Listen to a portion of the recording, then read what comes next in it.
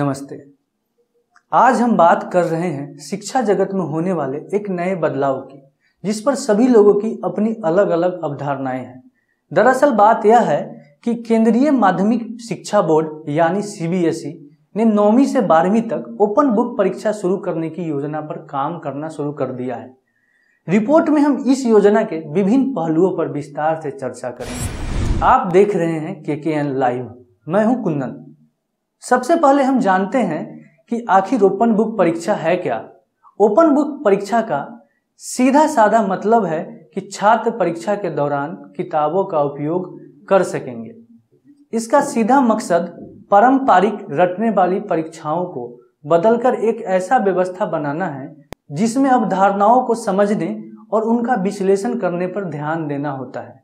यहाँ जानकारी याद रखने की जगह सूचनाओं का उपयोग करके बच्चों में सोचने की प्रवृत्ति विकसित करना मुख्य लक्ष्य है। CBSE ओपन बुक परीक्षा क्यों शुरू कर रहा है, इसके बारे में हम पहले ही बता चुके हैं। अब यह देखना दिलचस्प हो जाता है कि ओपन बुक परीक्षा के क्या संभावित लाभ हो सकते हैं। हमारे भारत में बच्चे सीखने से ज्यादा रटने पर जोर देते हैं। ओपन बुक परीक्षा के आने से छात्रों में रटने की प्रवृत्ति में कमी आएगी। इससे छात्र तथ्यों को समझ पाएंगे और अपनी अवधारणा विकसित कर पाएंगे। वह यह समझ पाएंगे कि सूचना का विश्लेषण कैसे करना है और उससे समस्याओं का हल कैसे खोजना है। ऐसा माना जा रहा है कि इससे छात्रों पर पड़ने वाले तनाव में कमी आएगी, लेकिन यह तो बस सिक्का का एक पहलू है। कुछ लोगों का इसमें यह भी मानना है इससे छात्रों में लापरवाही का खतरा बढ़ेगा। बच्चे सोच सकते हैं कि जब हमारे पास परीक्षा के दौरान किताब उपलब्ध ही होगा तो फिर पढ़ने की क्या जरूरत है। बच्चे एक दूसरे से नकल पर जोर दे सकते हैं।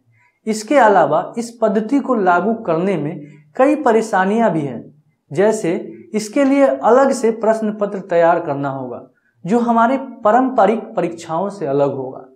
इससे परीक्षा लागत में भी बढ़ोतरी की संभावना है। और सबसे मूल चुनौती तो यह है कि इसके लिए शिक्षकों का व्यापक स्तर पर प्रशिक्षण देना होगा ताकि वे नए मूल्यांकन प्रणाली के अनुसार पढ़ाने और आंकने के लिए समर्थ बन सके।